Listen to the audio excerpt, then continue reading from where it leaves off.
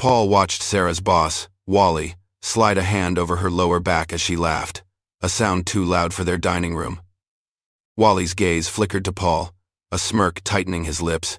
"Some men," he drawled, "are just meant for the shadows, aren't they?" The words, delivered like a punch, left Paul standing alone, his wife's laughter echoing the betrayal in the air. The Chardonnay bottle stood half-empty on the polished dining room table, a centerpiece to the evening's unraveling.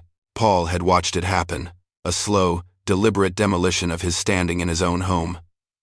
Sarah sat across from him, her hand occasionally brushing Wally's arm as she leaned into his stories.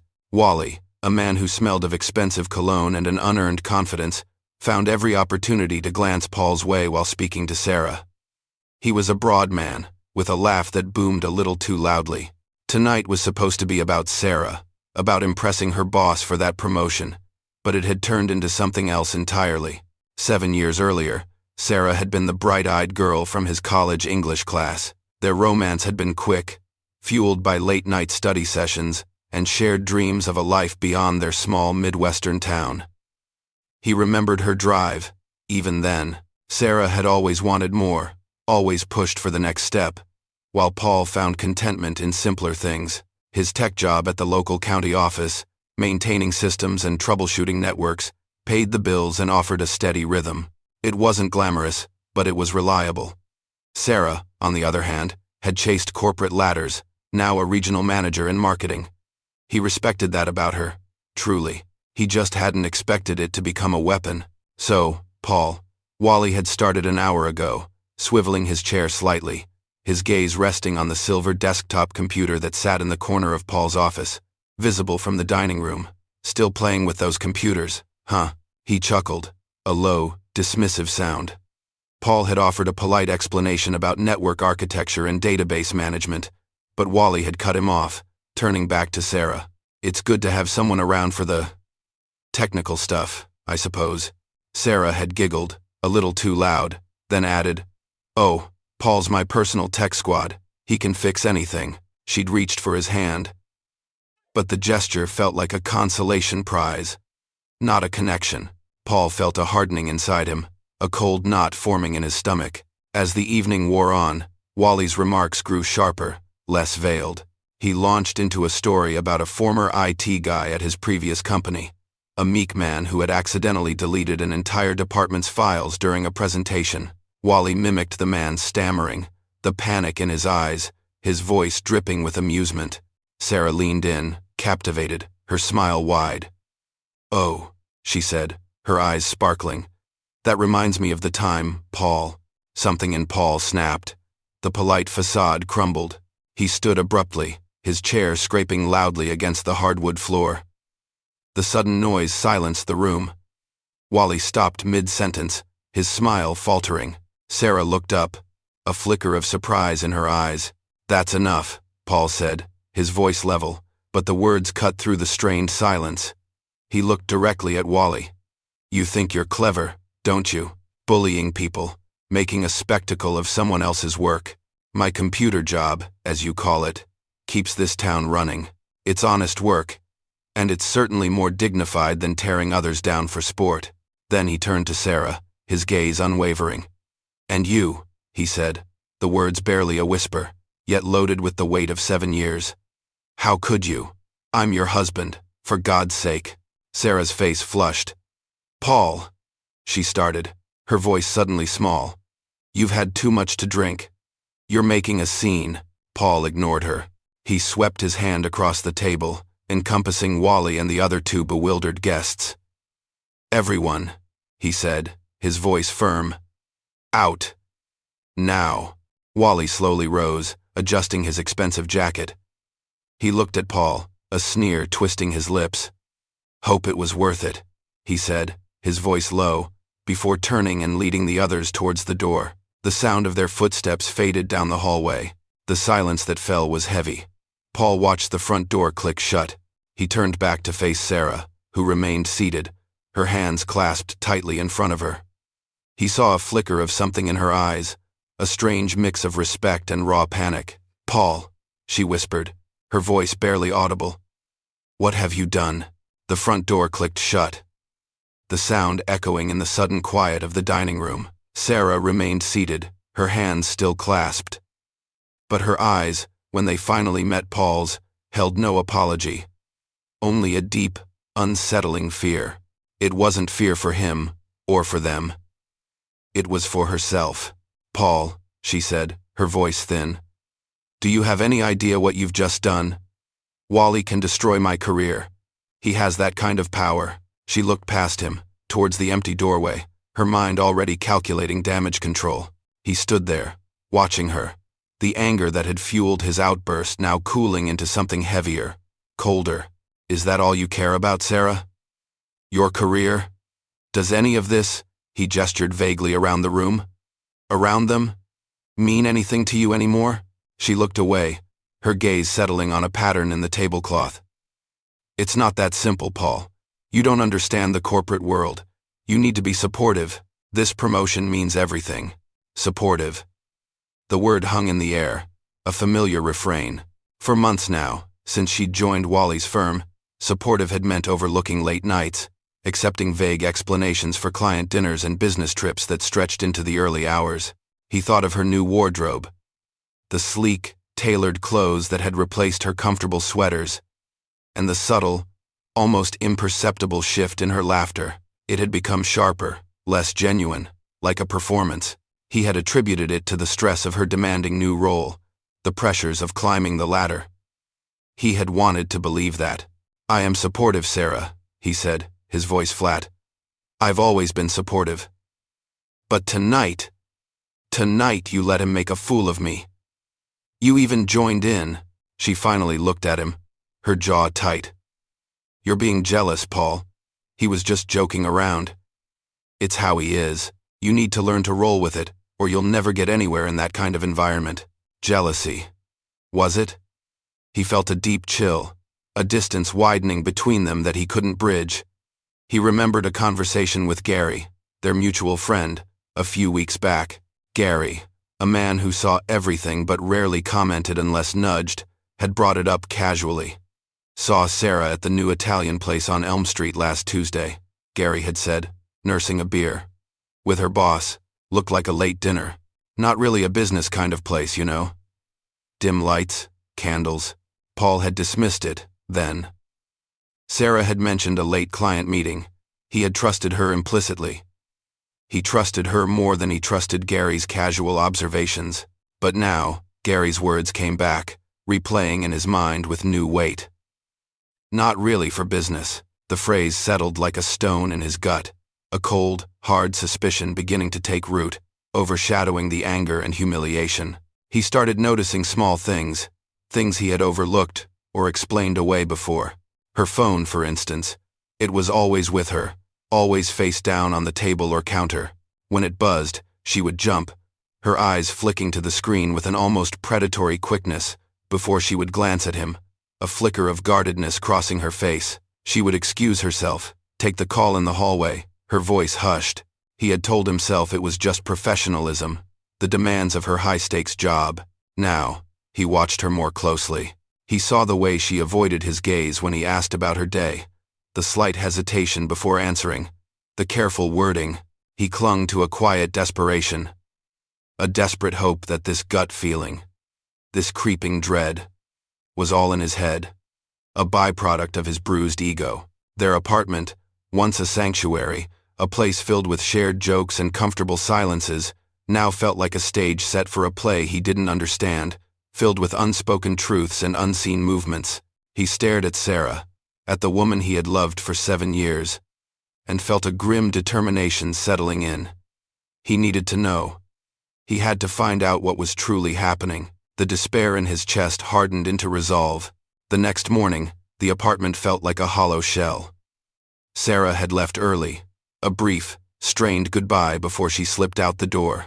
Paul moved through the quiet rooms, the lingering scent of her perfume, a cruel mockery.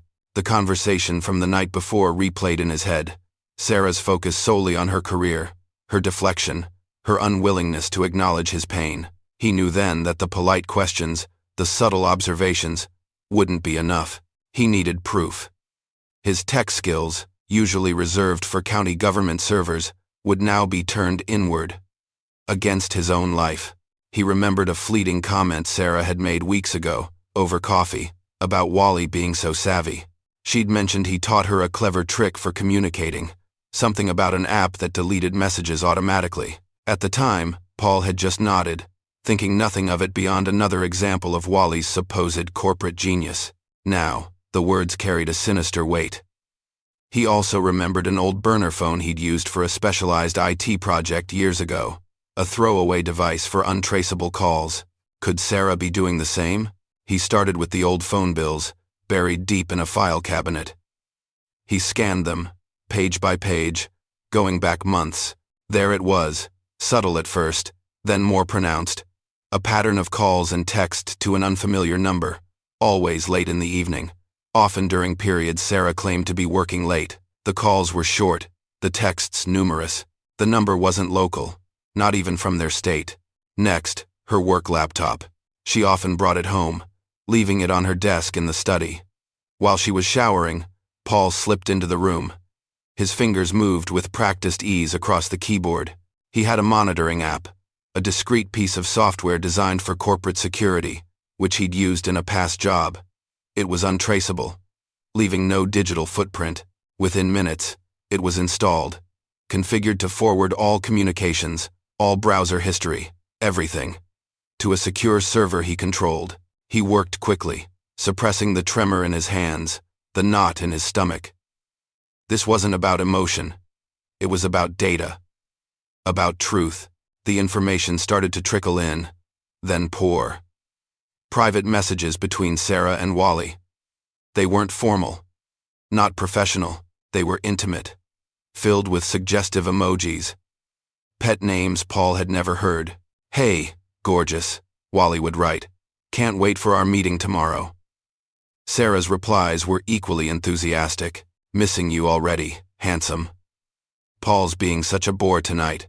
Paul read through plans for secret lunches, working late sessions that stretched until midnight, and a detailed itinerary for an upcoming conference in Chicago, a weekend trip Sarah had mentioned with a casual wave of her hand, saying it was mandatory for upper management. The messages painted a clear picture of shared hotel rooms, late-night room service, and thinly veiled sexual encounters. Then came the photo, an attachment. Paul clicked on it, his breath catching in his throat. Sarah, laughing, her head thrown back, a glass of wine in her hand. She was draped casually over Wally, who sat on a hotel room sofa, his arm around her waist, his face alight with a smug, satisfied smile. Her hair was tousled, her blouse slightly unbuttoned.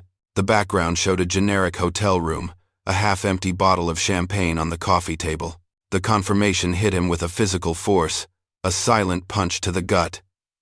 It wasn't just suspicion anymore. It was cold, hard fact. He stared at the image, his mind blank, then filled with a roaring silence more profound than any sound. He locked his office door, the screen glowing in the darkened room.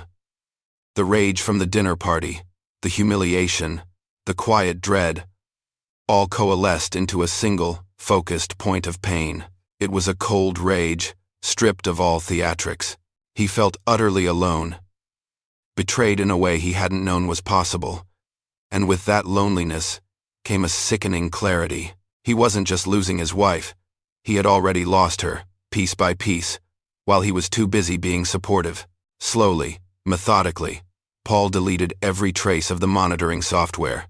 He cleaned the logs, wiped the temporary files, leaving no digital footprint. His features, once etched with despair, hardened into a grim, quiet resolve. In the days that followed, Paul became a phantom in his own home. He moved silently, his presence barely registered. He ate when Sarah wasn't around, his meals bland and solitary. When she was home, he would retreat to his office, the door closed, the screen of his computer a barrier between them. He observed her with a detached, almost clinical eye. She remained oblivious, or at least pretended to be. Sometimes, she would approach him, a hesitant hand on his arm, a soft apology for what happened at dinner. She would suggest they talk things through, but her words felt hollow. A performance for a husband she no longer saw. He would just nod, a non-committal hum, and she would eventually drift away, satisfied that she had made the effort. His focus was singular. Wally. Paul spent his evenings, and any spare moment during the day, meticulously building a dossier. He utilized his tech skills, delving into corporate filings, news archives, and social media. Public records were a goldmine. Wally, it turned out, had a history of questionable business dealings, small ethics violations brushed under the rug, former employees speaking of his ruthless tactics. More significantly, Paul uncovered a pattern of extramarital affairs, hushed-up allegations, and veiled rumors of women who had suddenly left Wally's company under unexplained circumstances. Wally was a man obsessed with his image, a highly competitive CEO who cultivated a persona of unblemished success and moral rectitude. That was his vulnerability. His fragile reputation. He needed to talk to someone who understood. He called Gary. They met at their usual pub, a dimly lit place with sticky tables and a strong scent of stale beer. Gary, always observant, noticed the change in Paul immediately. The usual quiet sadness in Paul's eyes had been replaced by a cold, controlled anger. A coiled tension. "You look like hell, man," Gary said, taking a sip of his beer. "Everything all right?" Paul shook his head, then started to talk. He told Gary everything. The monitoring software, the messages, the photo. He watched Gary's face, saw the shock give way to disgust, then a simmering anger. Gary was a loyal friend, a good man. "Damn, Paul," Gary said, running a hand through his thinning hair. "I knew something was off." "Saw them again, last week, at that swanky place downtown. Sarah was wearing that black dress she saves for special occasions. Wally had his arm around her the whole time." He paused, looking at Paul with genuine concern. "I told you I saw them before. I didn't want to believe it." "I know," Paul said, his voice flat. "I didn't either." "What are you going to do?" Gary asked, his eyes serious. "I'm going to make sure Wally pays for this," Paul said, a grim satisfaction in his voice. "And Sarah, she'll get what she deserves too. I just need to figure out the best way to do it, where it hurts most." Gary, disturbed by Wally's blatant disrespect and Sarah's betrayal, didn't hesitate. "I'm in," he said, pushing his beer glass aside. "Wally's a snake. And Sarah, well, she knew what she was doing. What's the plan?" They spent hours that night, and many more over the next few days, meticulously brainstorming. They focused on Wally's professional standing, his public image. The goal was maximum impact, a public humiliation that would cost him everything he valued. Paul laid out the technological aspects, the strategic dissemination of information. Gary, with his insights into corporate politics and gossip, helped refine the targets. The key, they decided, was an upcoming industry conference, a prestigious event where Wally was scheduled as a keynote speaker. It was the perfect stage. A strange calm settled over Paul, a sense of purpose he hadn't felt in years. Not since the early days of his career when every line of code felt like a victory. This wasn't just about revenge, he realized. It was about reclaiming his dignity, about standing up for himself after years of quiet capitulation. He would not be the personal tech squad anymore. With the plan solidified, Paul and Gary began the meticulous work of laying the trap. It wasn't about brute force. It was about precision, about leverage. Paul started by crafting an anonymous online persona, a shadow in the digital world. Through this identity, he began subtly seeding rumors, cryptic posts on industry forums, whispers in the comments sections of business articles about Wally's firm. Nothing explicit, just enough to pique curiosity, to suggest an undercurrent of something amiss, like a faint, unsettling hum beneath a perfectly tuned engine. The core of the plan was a presentation. Paul spent days designing it, not as a tech demo, but as a digital time bomb. It was a sophisticated file, disguised to look like an ordinary patch or software update for presentation systems. Inside, however, he had embedded the damning evidence, the intimate messages, the detailed itineraries for business trips, and, most crucially, the hotel room photograph of Sarah and Wally. The presentation was engineered to be triggered remotely, programmed to override whatever Wally was displaying during his keynote speech at the upcoming industry conference. While Paul handled the technical execution, Gary put his network to work. He spread word through his contacts, whispering about potential disruptions and exclusive stories that might unfold at the conference. He made sure key journalists, notorious for their investigative reporting, and several of Wally's closest industry competitors, known for their cutthroat ambition, would be seated in the audience. They wouldn't know what to expect, but they would be there, ready to witness the spectacle. Paul's next task was to infiltrate the conference's technical infrastructure. He researched the venue, studied their public-facing IT policies, and scoured online forums for mentions of their systems. He found weaknesses: default login credentials, a poorly secured remote access portal. Over several late nights, fueled by black coffee, he meticulously worked his way in, gaining remote access to the conference's central display system. It was a digital ghost operation, leaving no trace. He then planted his Trojan horse file, embedding it deep within the system, disguised as a harmless system patch. Set to activate at a precise time and date, he confirmed Sarah would be there. She had casually mentioned it a week prior, her face alight with an almost childlike excitement. "Wally's letting me sit in the front row. Paul, it's a huge honor. He wants me to be there, right behind him, for support." The words had twisted in Paul's gut, but he had just nodded, a slight, almost imperceptible smile touching his lips. He imagined her sitting there, proud and oblivious, just moments before her world, and Wally's, imploded. There was no joy in this, no triumphant glee. Only a cold, methodical determination. Each piece that fell into place, each line of code, each anonymous email, brought with it a heavy sense of inevitability. He visualized it all. Wally's smooth, arrogant face, frozen in shock as the screen behind him flashed with his betrayal. Sarah's gasp, her horrified realization, the ripple effect, the whispers turning into a roar, spreading like wildfire through the industry. The days leading up to the conference were a blur of nervous anticipation and final technical checks. Paul made sure his alibi was airtight. He had volunteered for extra shifts at the county office, making it appear as though he was just another diligent tech worker, far removed from the high-stakes world of corporate conferences. He even managed one last, quiet dinner with Sarah. He played the part of the supportive, slightly detached husband, asking about her preparations for the conference, feigning interest in Wally's upcoming speech. Sarah, absorbed in her own ambitions, didn't notice the careful questions, the subtle shifts in his gaze. She just talked, oblivious, excited for her big moment. The quiet before the storm settled over their home, heavy and pregnant with unspoken consequences. If you're wondering how life's costly choices unfold for all involved, stick around to the end to see the full impact. The conference day dawned, crisp and clear.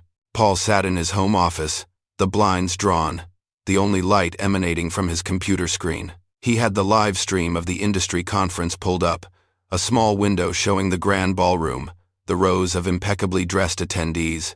Sarah was there, just as expected, in the front row, a small, proud smile on her face as she leaned slightly towards Wally. Wally, too, was there, pacing backstage, his broad shoulders visible on the auxiliary monitors. Paul watched, his own breathing shallow, his fingers hovering over the keyboard. This was it. Years of quiet devotion, weeks of simmering rage, now culminating in this single, precise moment. He saw Wally stride onto the stage, a confident, almost arrogant swagger in his step. The applause was polite, sustained. Wally took his place at the podium, adjusting the microphone, a self-important grin plastered on his face. He launched into his keynote, a smooth, practiced delivery about market trends and innovative strategies. Paul waited. He had timed it perfectly, for the exact moment when Wally would transition from his opening remarks to his first slide. Wally gestured towards the giant screen behind him, a confident sweep of his hand. That was Paul's cue. He executed the remote command. On the live stream, the presentation screen flickered once, a barely perceptible glitch. Then, instead of Wally's branded corporate slide, a cascade of images and text flashed into view.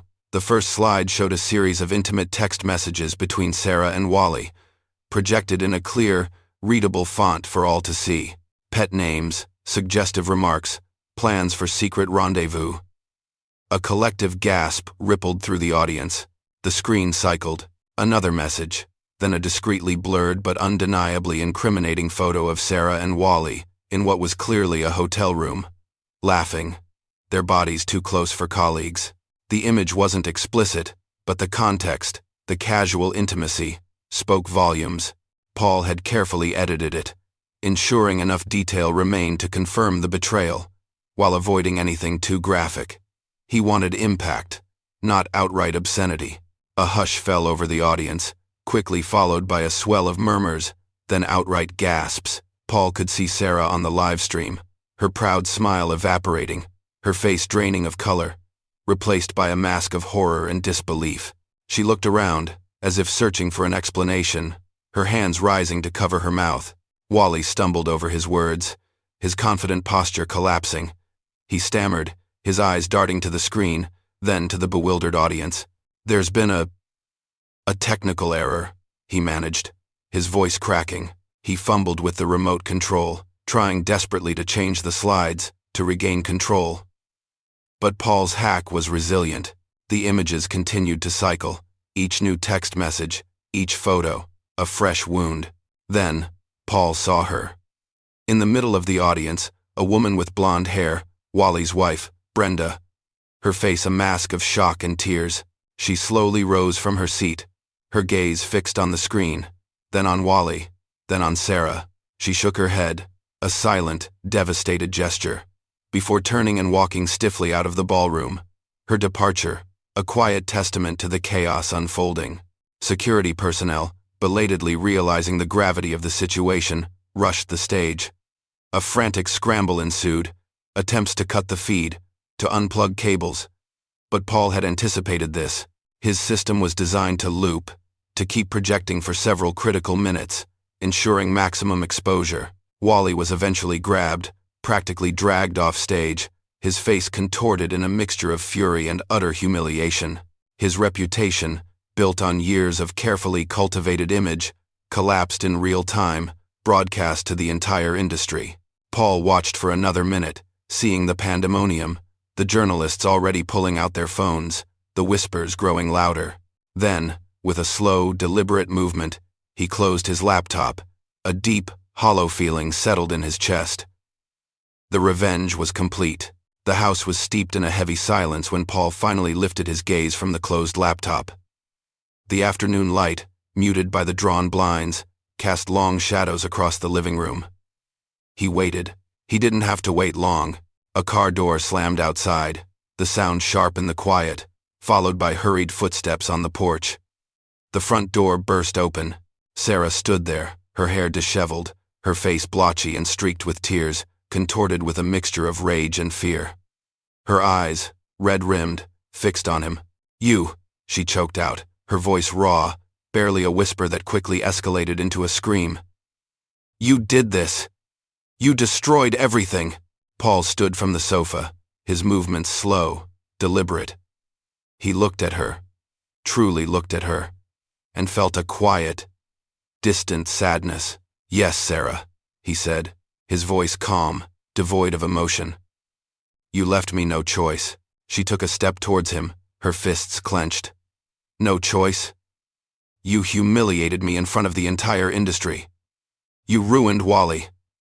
You ruined my career." "Your career," Paul repeated, a faint, almost imperceptible smile touching his lips. "Is that still all you care about?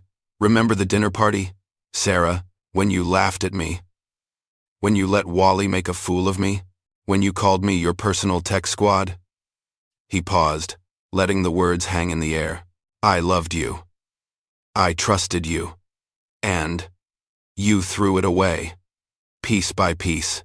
She opened her mouth to argue, to deflect, her mind already spinning narratives to minimize her blame. "It wasn't like that, Paul. Wally he was manipulative. He forced me."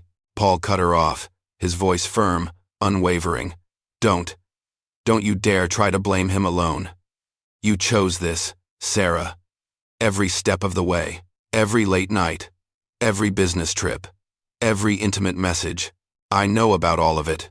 Her face crumpled, the last vestiges of anger drained away, replaced by pure, unadulterated fear. She sank onto the floor, pulling her knees to her chest, her body shaking with sobs. I was lonely, Paul, she whispered between gasps. You were always so quiet, so content with your little tech job. I felt unappreciated. Wally. He noticed me. He made me feel important. He listened to her. The familiar justifications, the self-pity, but the words, once capable of twisting his gut, now rang hollow, like echoes in an empty room. He had already processed this, dissected every excuse in the long, silent nights after discovering her betrayal. The trust, once so solid, was not just broken, it was obliterated, reduced to dust. It doesn't matter anymore, Sarah, Paul said, his voice flat. I've already filed the papers. I'm moving out next week. Her head snapped up, her eyes wide with fresh horror. No. Paul, please, don't do this. We can fix this. I can leave Wally. I'll do anything. Please, just give me another chance. We have 7 years. Please, Paul. She crawled towards him, reaching for his hand, her face a desperate plea. He looked down at her, at the woman who had been his life, his future. He felt nothing. No triumph. No satisfaction. No pity. Just a profound, aching emptiness where love and anger used to reside. He gently pulled his hand away. There's nothing left to fix, Sarah, he said. It's over. The silence that followed was deafening. A quiet, definitive end to their shared life, to their 7 years, weeks blurred into months. The divorce, fueled by the public scandal and Wally's rapid downfall, proceeded with a swift, almost clinical efficiency. Wally's career imploded. His firm faced investigations, its stock plummeting. Sarah, too, paid a heavy price. She lost her job, her ambitions shattered, her name synonymous with the public disgrace.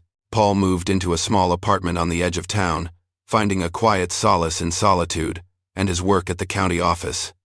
Gary called often, his steadfast support, a quiet anchor. Unexpectedly, even some colleagues offered discreet nods, a shared, unspoken understanding passing between them. He often reflected on the cost of his revenge. The marriage was gone. The emotional toll deep. He grappled with the morality of his actions, questioning if the brief satisfaction had justified the widespread destruction. Yet, he realized he hadn't sought joy in vengeance, but dignity. He had fought to reclaim a piece of himself that had been systematically diminished. He began to rebuild, focusing on new coding projects, rediscovering a quiet passion for the logic and structure of his work. One crisp autumn afternoon, he saw Brenda, Wally's ex-wife, at the local hardware store. Their eyes met. There was no animosity, only a quiet, empathetic understanding, as they shared a few hushed words about healing and moving on. A glimmer of hope, tentative but real, began to form. A sense of a future unburdened by past betrayals. Paul started to heal, understanding that true strength wasn't in the act of vengeance, but in the quiet, resolute act of moving forward. The Midwestern landscape around him, often unforgiving in its vastness, now offered a quiet promise of resilience. Paul looked to the horizon, a man changed, but finally, free. Weeks blurred into months. The divorce, fueled by the public scandal and Wally's rapid downfall, proceeded with a swift, almost clinical efficiency. Wally's career imploded. His firm faced investigations, its stock plummeting. Sarah, too, paid a heavy price. She lost her job, her ambition shattered, her name synonymous with the public disgrace. Paul moved into a small apartment on the edge of town, finding a quiet solace in solitude and his work at the county office. Gary called often, his steadfast support, a quiet anchor. Unexpectedly, even some colleagues offered discreet nods. A shared, unspoken understanding passing between them. He often reflected on the cost of his revenge. The marriage was gone. The emotional toll deep. He grappled with the morality of his actions, questioning if the brief satisfaction had justified the widespread destruction. Yet, he realized he hadn't sought joy in vengeance, but dignity. He had fought to reclaim a piece of himself that had been systematically diminished. He began to rebuild, focusing on new coding projects, rediscovering a quiet passion for the logic and structure of his work. One crisp autumn afternoon, he saw Brenda, Wally's ex-wife, at the local hardware store. Their eyes met. There was no animosity, only a quiet, empathetic understanding, as they shared a few hushed words about healing and moving on. A glimmer of hope, tentative but real, began to form. A sense of a future, unburdened by past betrayals. Paul started to heal, understanding that true strength wasn't in the act of vengeance, but in the quiet, resolute act of moving forward. The Midwestern landscape around him, often unforgiving in its vastness, now offered a quiet promise of resilience. Paul looked to the horizon. A man changed, but finally, free.